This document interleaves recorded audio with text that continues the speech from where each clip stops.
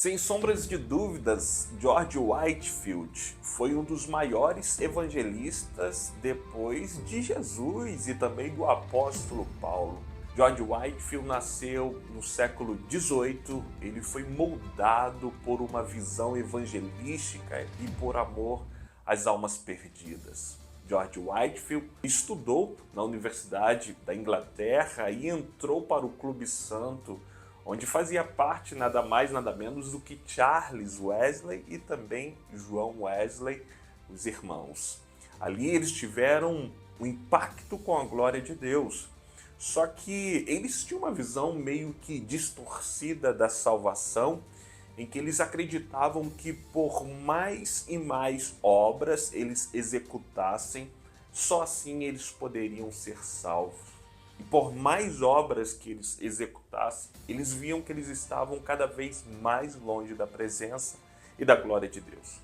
Foi aí que então George Whitefield, em uma noite doente, ele pôde ver que ele não tinha capacidade nenhuma de executar obras, de visitar os presos, de pregar o evangelho e compartilhar. Ele estava doente em uma cama. Foi nesse momento que ele teve um impacto com a glória de Deus e descansou em Cristo e nas obras de Jesus Cristo. George Whitefield, depois desse tempo, dessa conversão, ele começou a pregar o evangelho. Ele vivia pregando o evangelho tanto na Inglaterra quanto na Nova Inglaterra ou nos Estados Unidos, nas colônias, da assim chamada Nova Inglaterra, desse novo país dos Estados Unidos. George Whitefield pregava para um público aproximadamente de 10 mil pessoas. Conta-se nessa biografia de Arnold Dallimore que ele chegou a pregar para público não só de 10 mil pessoas, mas de 20 mil pessoas e até mesmo de 80 mil pessoas. Biógrafos de George Whitefield dizem que a sua voz era audível. Ele pregava num tempo onde não havia caixa de som, num tempo ou em locais onde não havia acústica, porque ele pregava no ar livre, mas ele conseguia ser ouvido por multidões de 20, 30, 40 mil pessoas audivelmente. Um homem que pregava cheio da glória de Deus. E algo que muito me chama a atenção na vida desse homem é o seu labor e a sua entrega e a sua compreensão a respeito do evangelho. Ele indica aqui, ele também escreve uma carta para um amigo e ele pede a esse amigo para que ele pudesse ler Romanos e Gálatas, para que ele pudesse ter uma compreensão nítida do evangelho. Certa vez, Jonathan Edwards convida George Whitefield por carta para passar em Northampton, onde ali Jonathan Edwards era pastor, e convida-o para hospedar-se em sua casa. E ele prega, ali ele chega na sexta-feira e vai embora no domingo. Ele prega no domingo pela manhã e ele diz que Jonathan Edwards, no domingo pela manhã, o ouvia com lágrimas nos seus olhos. Imagina só você pregar e Jonathan Edwards no mesmo local, Jonathan Edwards chorando. O grande pregador, o homem que impactou, o homem que escreveu grandes tratados teológicos, chorava no primeiro banco ao ouvir George Whitefield pregar. A esposa de Jonathan Edwards escreve uma carta em que ela diz que George Whitefield tinha uma compreensão nítida do evangelho, tanto que ele conseguia cativar o intelecto, a mente, tanto dos intelectuais, tanto dos poderosos da cidade, dos empresários da cidade, quanto do homem mais simples que estava ali como um escravo.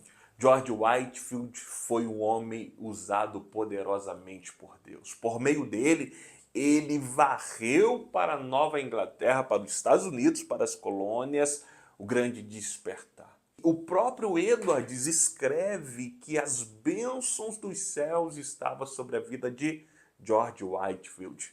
O que significa isso? Onde ele chegava, pregava o evangelho, amava as pessoas, Deus derramava as suas bênçãos naquele lugar. Ele chega em Northampton, prega ali e as bênçãos dos céus é derramado naquela cidade e o grande despertamento acontece naquela cidade. Jonathan Edwards escreve que pessoas que não buscavam por religião, pessoas que não tinham preocupação com a sua alma, enchiam as igrejas porque eles estavam preocupados com a sua vida eterna, a sua alma. Então George Whitefield tinha a bênção de Deus. Ele pregou em duas grandes universidades. Ele pregou na Universidade de Harvard e ali os alunos de fato se converteram e começaram a buscar. Alunos que não se preocupavam com sua vida espiritual, estavam lendo literaturas que os afastavam cada vez mais de Deus. Eles começaram a empenhar força e pensamento em buscar mais e mais de Deus. Ele pregou também na Universidade de Halle e ali as bênçãos de Deus caíram sobre os alunos. Alunos que não queriam nada, não buscavam nada para a sua vida, não se preocupavam com a sua eternidade, começaram a buscar mais de Deus. E o exemplo disso, na Universidade de Halle estava ali um jovem chamado David Brainerd. David Brainerd foi impactado pelo sermão de George Whitefield. Ele foi expulso de Halle, mas a partir do momento que ele foi expulso, ele se entregou totalmente na vida missionária, em gastar-se por Deus em meio aos índios dessas novas colônias. Então, assim, você pode observar que homens foram usados por Deus, especialmente George Whitefield. E depois de ler essa biografia, o que nos vem à mente, ao nosso coração é: será que Deus pode levantar heróis da fé como homens assim? Será que hoje nós temos espaço? E a minha oração é: Senhor, levante homem. Eu tenho buscado, depois de ler essas biografias, a tentar viver, não com a minha força, mas em oração, através da força do Espírito Santo, mas tentar viver 1% a cada dia do que homens como esses aqui viveram. Se nós aplicarmos o que eles aplicavam na vida diária deles, 1%, no final da nossa vida, nós teremos uma vida que exalta a Deus. Que nós possamos viver a cada dia, não é muito, viver 1% de homens como Jonathan Edwards, que passava por dia 13 horas em oração, em estudo da palavra de Deus, em comunhão, buscando a face de Deus. Imagina só, 1% a cada dia.